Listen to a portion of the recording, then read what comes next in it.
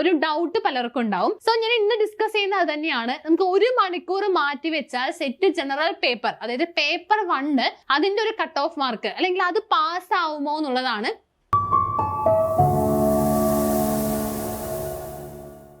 Hi students, welcome to competitive cracker. ഞാൻ Dhanya. So നമ്മുടെ കഴിഞ്ഞ സെറ്റ് എക്സാം കഴിഞ്ഞു, അതിന്റെ റിസൾട്ട് ഒക്കെ വന്നു. ഒരുപാട് പേര് പാസ്സായി. കുറച്ച് പേര് ചിലപ്പോൾ 1-2 മാർക്കിനോ അല്ലെങ്കിൽ ചിലപ്പോൾ ജനറൽ പേപ്പറിലും അവരുടെ സബ്ജക്ട് പേപ്പറിലും മാർക്ക് ഉണ്ടാവും. പക്ഷെ അഗ്രിഗേറ്റ് ഇല്ലാതെയോ അങ്ങനെയായിരിക്കും മിക്കവരും എന്തായിട്ടുണ്ടാവുക, ഫെയിൽ ആയിട്ടുണ്ടാവുക. പക്ഷെ അങ്ങനെ നിങ്ങൾ മടിച്ചിരിക്കാതെ നമുക്ക് അടുത്ത സെറ്റ് എക്സാമിന് വേണ്ടി എങ്ങനെ പ്രിപ്പയർ ചെയ്യാം, അല്ലെങ്കിൽ കഴിഞ്ഞ സെറ്റ് എക്സാമിന് എന്തുകൊണ്ടാണ് അത്രയും മാർക്ക് കുറഞ്ഞത് എന്ന് മനസ്സിലാക്കിക്കൊണ്ട് അടുത്ത സെറ്റ് എക്സാമിന് നമുക്ക് എന്തായാലും അഗ്രിഗേറ്റ് ആ ഒരു കട്ട് ഓഫ് മാർക്കിൽ തന്നെ എത്താനായിട്ട് സാധിക്കണം എന്നൊരു രീതിയിൽ വേണം ഇനിയുള്ള പഠനം സ്റ്റാർട്ട് ചെയ്യാനായിട്ട്. സോ ഞാൻ ഇന്ന് ഡിസ്കസ് ചെയ്യാനായിട്ട് പോകുന്നത്, നമുക്കറിയാം നമുക്ക് ജനറൽ പേപ്പറും അതുപോലെ തന്നെ നമ്മുടെ സബ്ജക്ട് പേപ്പറും, അങ്ങനെ 2 പേപ്പറാണ് നമുക്കുള്ളത്. സോ അതില് എനിക്ക് തോന്നുന്നു മിക്കവർക്കും ഈ ഒരു സബ്ജക്ട് പേപ്പർ എന്ന് പറയുമ്പോൾ അത്യാവശ്യം ഫെമിലിയർ ആയിരിക്കും. അല്ലെങ്കിൽ ചിലവർ PG പഠിച്ചുകൊണ്ടിരിക്കുമ്പോൾ തന്നെ സെറ്റ് എക്സാമിന് വേണ്ടി പ്രിപ്പയർ ചെയ്യുന്നവർക്ക് അത് ഓക്കെ ആണ്. കാരണം ഇപ്പൊ ഒരു എക്സാമ്പിൾ പറയുകയാണെങ്കിൽ സെറ്റ് മാത്സ് ആണ് അതിന് വേണ്ടിയിട്ടാണ് പ്രിപ്പയർ ചെയ്യുന്നതെങ്കിൽ നമ്മൾ ചിലപ്പോൾ MSc മാത്സ് ചെയ്തുകൊണ്ടിരിക്കുന്ന സ്റ്റുഡൻസിനെ സംബന്ധിച്ചിടത്തോളം അവർക്ക് അവരുടെ സബ്ജക്റ്റ് ഓക്കെ ആണ്. കാരണം ഇപ്പൊ പഠിച്ചുകൊണ്ടിരിക്കുന്നതാണ്, അത് തന്നെയാണ് നമ്മുടെ സെറ്റിന്റെ സിലബസ് എന്ന് പറയുന്നത്, പേപ്പർ 2ന്റെ. അപ്പൊ അതുകൊണ്ട് എനിക്ക് തോന്നുന്നു എല്ലാവർക്കും സബ്ജക്ട്, അതായത് അവരുടെ സബ്ജക്ട് പേപ്പർ ആയിട്ടുള്ള പേപ്പർ 2 അത്യാവശ്യം ഓക്കെ ആയിരിക്കും. അവരത് എങ്ങനെയാണെന്നുണ്ടെങ്കിലും പഠിച്ചെടുക്കും.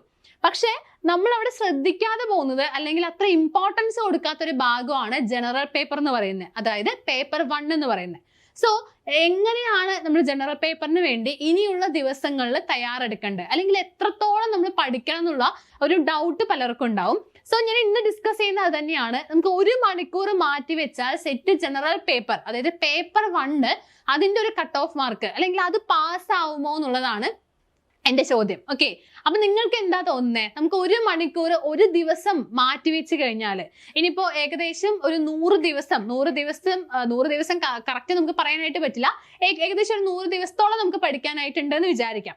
അപ്പൊ ആ 100 ദിവസങ്ങളിൽ ഓരോ മണിക്കൂർ മാറ്റി വെച്ചാൽ എത്ര മണിക്കൂർ നമുക്കായി? 100 മണിക്കൂറായി അല്ലെ? സോ ഇങ്ങനെ ചിന്തിച്ചാൽ മതി, നമുക്ക് ഈ 100 മണിക്കൂർ മതിയോ നമുക്ക് സെറ്റ് ജനറൽ പേപ്പർ പാസ്സാവാനായിട്ട്?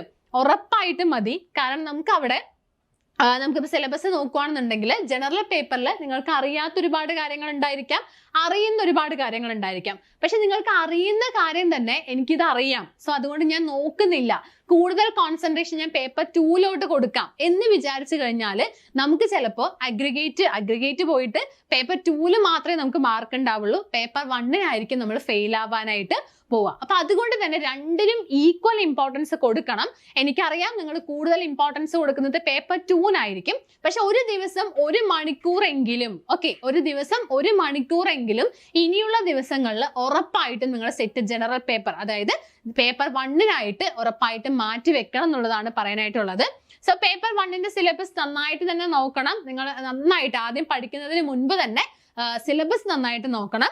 സോ അത് നമുക്കറിയാം 120 ക്വസ്റ്റ്യൻ, 120 ക്വസ്റ്റ്യൻ ആണുള്ളത്. സോ 120 മാർക്ക്, അതായത് ഓരോ ക്വസ്റ്റ്യനും ഓരോ മാർക്ക് വീതം. നമുക്ക് അറിയുന്ന കാര്യം, ഇവിടെ നമുക്ക് നെഗറ്റീവ് മാർക്ക് ഇല്ല, അതുകൊണ്ട് നിങ്ങൾക്ക് കണ്ണടച്ച് എന്ത് ചെയ്യാം, എല്ലാം ആൻസർ ചെയ്യാന്നുള്ളതാണ്. സോ അതിനായിട്ട് ടൈം മാനേജ്മെന്റ് ഒക്കെ ശ്രദ്ധിക്കണം. സോ അതൊക്കെ പിന്നീടുള്ള കാര്യങ്ങളാണ്. ആദ്യം നമ്മൾ സിലബസ് നന്നായിട്ട് മനസ്സിലാക്കി, ഞാൻ പറഞ്ഞതുപോലെ തന്നെ 1 മണിക്കൂർ ഈ ജനറൽ പേപ്പറിന് വേണ്ടി മാറ്റി വെച്ച് പഠിക്കുകയാണെന്നുണ്ടെങ്കിൽ ഉറപ്പായിട്ടും നിങ്ങൾക്ക് റിവിഷനുള്ള ഒരു ടൈം കിട്ടും.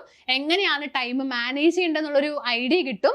അല്ലെങ്കിൽ ആ സമയത്തൊക്കെ നമുക്ക് ഒരുപാട് ക്വസ്റ്റ്യൻസ് ഒക്കെ ചെയ്ത് നോക്കി, അല്ലെങ്കിൽ ക്വസ്റ്റ്യൻ പേപ്പർ ഒക്കെ നോക്കി എക്സാംസ് ഒക്കെ ചെയ്ത് നോക്കാനുള്ള ഒരു സമയം നിങ്ങൾക്ക് കിട്ടണമെന്നുണ്ടെങ്കിൽ ഇപ്പൊ തന്നെ എന്ത് ചെയ്യണം, ഈ ഒരു രീതിയിൽ പഠിക്കാനായിട്ട് ശ്രമിക്കണം. അപ്പൊ ഒരു ദിവസം 1 കൂടുതൽ മണിക്കൂർ പഠിക്കാം കേട്ടോ. അങ്ങനെയല്ല, 1 മണിക്കൂറെങ്കിലും ജനറൽ പേപ്പറിന് മാത്രമായിട്ട് മാറ്റിവെക്കണം എന്നുള്ളതാണ് ഞാൻ പറയുന്നത്. സോ അവിടെ 120 ക്വസ്റ്റ്യൻ, 120 മാർക്സ് ആണുള്ളത്. അപ്പൊ അതിൽ എന്തൊക്കെയാ വരുന്നത്? നമുക്കറിയാം ടീച്ചിങ് ആപ്റ്റ്യൂഡ് ഉണ്ട്, റിസർച്ച് ആപ്റ്റ്യൂഡ് ഉണ്ട്, റീസണിംഗ് ഉണ്ട്, കമ്മ്യൂണിക്കേഷൻ ഉണ്ട്, then ICT, environment, then higher education. അപ്പൊ ഈ ഹയർ എഡ്യൂക്കേഷൻ എന്നൊക്കെ ഒരുപാട് ക്വസ്റ്റ്യൻസ്. അപ്പൊ ഹയർ എഡ്യൂക്കേഷൻ അതിന്റെ പോളിസീസ് ഒക്കെ ഉണ്ട്. അപ്പൊ ആ പോളിസിയിലാണ് നമുക്ക് ഇപ്പോൾ ഈ റീസെന്റ് ഉള്ള NEP 2020 കാര്യങ്ങളും അതുപോലെ തന്നെ അതിൽ ഒരുപാട് പോളിസീസ് വരുന്നതൊക്കെ നമുക്ക് ഹയർ എഡ്യൂക്കേഷനിൽ പഠിക്കാനായിട്ടുണ്ട്. Then teaching aptitude, research aptitude. ഇപ്പൊ റിസർച്ച് ആപ്റ്റ്യൂഡ് എനിക്ക് തോന്നുന്നു ഒരുപാട് പേർക്ക് ഫെമിലിയർ അല്ലാത്തൊരു ഏരിയ ആയിരിക്കും റിസർച്ച് ആപ്റ്റ്യൂഡ് എന്ന് പറയുന്നത്. സോ അവിടെ സിലബസിൽ നമുക്ക് കറക്റ്റ് ആയിട്ട് എന്തൊക്കെയാണ് പഠിക്കേണ്ടതെന്ന് അധികം മെൻഷൻഡ് അല്ല. റിസർച്ച് ആപ്റ്റ്യൂഡിനെ സംബന്ധിച്ചിടത്തോളം ഭയങ്കര വൈഡ് ആണ്, പക്ഷെ സിലബസിൽ ഓരോ പോയിന്റ് ആയിട്ടാണ് തന്നിരിക്കുന്നത്.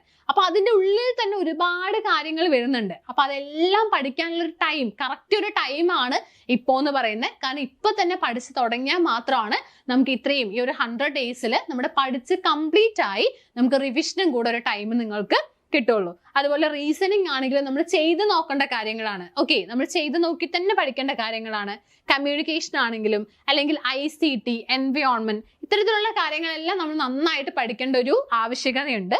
ഇനി പേപ്പർ 2നെ സംബന്ധിച്ചിടത്തോളം അവിടെ സബ്ജക്ട് സ്പെസിഫിക് ആണ്. അതായത് മാത്സ്, ഫിസിക്സ് അതുപോലുള്ള സബ്ജക്ട്സ് ആണ്, കെമിസ്ട്രി അതുപോലുള്ള സബ്ജക്ട്സ് ആണ്. അപ്പൊ അതെന്തായാലും നിങ്ങൾക്ക് അതിനെക്കുറിച്ചൊരു ഐഡിയ ഉണ്ടാവും. കാരണം നിങ്ങൾ ഓൾറെഡി MSc ക്വാളിഫൈഡ് ആയതുകൊണ്ട് തന്നെ അതിനെക്കുറിച്ച് ഒരു ഐഡിയ നിങ്ങൾക്ക് എന്തായാലും ഉണ്ടാവും. അതിനെന്തായാലും നിങ്ങൾ ഇമ്പോർട്ടൻസ് കൊടുക്കണം. കൂടെ ഞാൻ പറഞ്ഞതുപോലെ ജനറൽ പേപ്പറിനും കൂടെ ഇമ്പോർട്ടൻസ് എന്തായാലും കൊടുക്കണം എന്നുള്ളതാണ് പറയാനുള്ളത്. സോ നമ്മുടെ കഴിഞ്ഞ സെറ്റ് എക്സാം എടുക്കുന്ന സമയത്ത് അതിൽ ഒരുപാട് സ്റ്റുഡൻസ്, ഇപ്പൊ നമ്മുടെ CCയിൽ തന്നെ അതിന്റെ മീറ്റപ്പ് ഈ റീസെന്റ് ആണ് നടന്നത്. സോ മീറ്റപ്പിൽ വന്ന സമയത്ത് കുട്ടികൾ ഒരുപാട് പറഞ്ഞത് അവർക്ക് പേപ്പർ 2 ആയിരുന്നു അവർ കൂടുതൽ ഫോക്കസ് ചെയ്തത്. അതുകൊണ്ട് തന്നെ പേപ്പർ 2 നന്നായി പഠിച്ചു. പക്ഷെ അത് നോക്കുമ്പോൾ പേപ്പർ 1 അവർ പഠിക്കാൻ മറന്നു എന്നല്ല, പേപ്പർ 2ന് ഫോക്കസ് ചെയ്തുകൊണ്ട് തന്നെ പേപ്പർ 1 അധികം പഠിച്ചില്ല. അപ്പൊ അതുകൊണ്ട് തന്നെ ഭയങ്കര ടഫ് ആയിരുന്നു പേപ്പർ 1 ആണ് അവർ പറഞ്ഞത്. ഓക്കെ, അപ്പൊ കഴിഞ്ഞ എക്സാമില് പേപ്പർ 1 അവർ ക്വാളിഫൈഡ് ആയി, പേപ്പർ 2 ആയിരുന്നു അതിലായിരുന്നു ഫെയിൽ ആയത്. അപ്പൊ അത് വിചാരിച്ചുകൊണ്ട് അവർ എന്ത് ചെയ്തു, അടുത്ത എക്സാമിന് പേപ്പർ 2ൽ ഒരുപാട് ഫോക്കസ് കൊടുത്ത് പേപ്പർ 1 ഫോക്കസ് ചെയ്യാതിരുന്നപ്പോ അതില് അവർക്ക് ടഫ് ആയിരുന്നു എന്ന് പറഞ്ഞു. അപ്പൊ നമ്മുടെ ഇവിടെ മീറ്റപ്പിൽ വന്ന സ്റ്റുഡൻസ് ഒക്കെ ക്വാളിഫൈഡ് ആണ്, പക്ഷെ അവർ പ്രതീക്ഷിച്ചില്ല, ഈ ഒരു വിജയം അവർ പ്രതീക്ഷിച്ചില്ല എന്നുള്ള രീതിയിൽ പറഞ്ഞിട്ടുണ്ടായിരുന്നു. അപ്പൊ നമ്മുടെ സ്റ്റുഡൻസ് ആണെന്നുണ്ടെങ്കിലും ഒരുപാട് പേര് ഫെയിൽ ആയിരിക്കുന്നത് അല്ലെങ്കിൽ അവർ ഫോക്കസ് ചെയ്യാത്തത് കൊണ്ട്, അതായത് പേപ്പർ 1ൽ ഫോക്കസ് ചെയ്യാത്തത് കൊണ്ട് ഫെയിൽ ആയി ഒരുപാട് സ്റ്റുഡൻസ് പറഞ്ഞിട്ടുണ്ട്. സോ നിങ്ങൾ ഓരോ എക്സാമും അനലൈസ് ചെയ്ത്, അതായത് ഇത്തവണ ഇപ്പൊ പേപ്പർ 1 ഈസി ആയിരുന്നു എന്ന് വെച്ച് അടുത്ത തവണ പേപ്പർ 2ൽ കൂടുതൽ ഫോക്കസ് ചെയ്ത് അത് പരാജയപ്പെടാനാണ് ചാൻസ് ഉള്ളത്. അപ്പൊ അതുകൊണ്ട് തന്നെ രണ്ടിലും ഈക്വൽ ഇമ്പോർട്ടൻസ് കൊടുത്തുകൊണ്ട് തന്നെ ഉറപ്പായിട്ടും പഠിക്കണം. കാരണം ഒരു തവണ പേപ്പർ 1 ഈസി ആണെങ്കിൽ ചിലപ്പോൾ അടുത്ത തവണ പേപ്പർ 2 ആയിരിക്കും ഈസി ആയിട്ട് വരുന്നത്. നമുക്ക് പറയാൻ പറ്റില്ല, പ്രെഡിക്റ്റ് ചെയ്യാൻ പറ്റില്ല അല്ലെ. അപ്പൊ അതുകൊണ്ട് തന്നെ രണ്ടിനും ഈക്വൽ ഇമ്പോർട്ടൻസ് കൊടുക്കുക. ഞാൻ പറഞ്ഞതുപോലെ തന്നെ ഒരു ദിവസം 1 മണിക്കൂറെങ്കിലും അതിനു വേണ്ടി മാറ്റിവെച്ചാൽ ഉറപ്പായിട്ട് നിങ്ങൾക്ക് സെറ്റ് ജനറൽ പേപ്പർ ക്വാളിഫൈ ആവാനായിട്ട് സാധിക്കും. അത് ഉറപ്പാണ്. പക്ഷെ എങ്ങനെ പഠിക്കണം, നമ്മൾ പഠിക്കേണ്ടത് പോലെ തന്നെ പഠിക്കണം. അതായത് ചുമ്മാ ഒരുപാട് നമ്മൾ BEdൽ പഠിച്ച കാര്യങ്ങളൊക്കെ എടുത്തു വെച്ച് ഒരുപാട് ഇരുന്ന് പഠിക്കുന്നതല്ലാതെ കറക്റ്റ് ആയിട്ട് PYQ ഒക്കെ നോക്കി അതിൽ ഏതാണ് ഫോക്കസ് ഏരിയ നമ്മൾ ഐഡന്റിഫൈ ചെയ്ത് അതിനനുസരിച്ച് പഠിച്ചാൽ മാത്രമാണ് നമുക്ക് ഈ 1 മണിക്കൂറിന് ഞാൻ ഉദ്ദേശിച്ചത് അതാണ്. ഓക്കെ, 1 മണിക്കൂറിന് ഉദ്ദേശിച്ചത് നമ്മൾ പഠിക്കേണ്ടതുപോലെ പഠിച്ചാൽ മാത്രമാണ് ഈ 100 days കൊണ്ട് നമുക്ക് എല്ലാം കംപ്ലീറ്റ് ചെയ്ത് അതുപോലെ തന്നെ റിവിഷനും കൂടുതലുള്ള ഒരു ടൈം കിട്ടുള്ളൂ. സോ ആ ഒരു രീതിയിലാണ് നമ്മുടെ CCയിൽ ഇതൊന്ന് തയ്യാറാക്കിയിരിക്കുന്നത്. അതായത് ഒരു ദിവസം എങ്ങനെ പഠിക്കണം, 1 മണിക്കൂർ നമ്മൾ എങ്ങനെ യൂട്ടിലൈസ് ചെയ്ത് കഴിഞ്ഞാൽ നമുക്ക് സെറ്റ് ക്വാളിഫൈ ചെയ്യാനായിട്ട് സാധിക്കും. ആ ഒരു സ്ട്രാറ്റജി നിങ്ങളിലോട്ട് മനസ്സിലാക്കി തന്ന് ആ ഒരു രീതിയിലാണ് നമ്മുടെ ഇവിടെ പഠിപ്പിക്കുന്നത്. സോ അതിനായിട്ട് ഒരു പുതിയ ബാച്ച് നമ്മൾ ഇവിടെ സ്റ്റാർട്ട് ചെയ്തിട്ടുണ്ട്. ഒരു ലോങ് ടേം ബാച്ച് ആണ് സ്റ്റാർട്ട് ചെയ്തിരിക്കുന്നത്. സോ ഒട്ടും പഠിക്കണ്ട, നിങ്ങൾ ഇപ്പൊ തന്നെ എന്ത് ചെയ്യുക, പഠിക്കാനായിട്ട് സ്റ്റാർട്ട് ചെയ്യുക. സോ അതിനായിട്ട് നിങ്ങൾക്ക് എന്തെങ്കിലും എൻക്വയറീസ് ഉണ്ടെന്നുണ്ടെങ്കിൽ അല്ലെങ്കിൽ ഈ ഒരു ബാച്ചിൽ ജോയിൻ ചെയ്യണമെന്നുണ്ടെങ്കിൽ താഴെ ഈ കാണുന്ന ഒരു നമ്പറിൽ കോൺടാക്ട് ചെയ്യുക.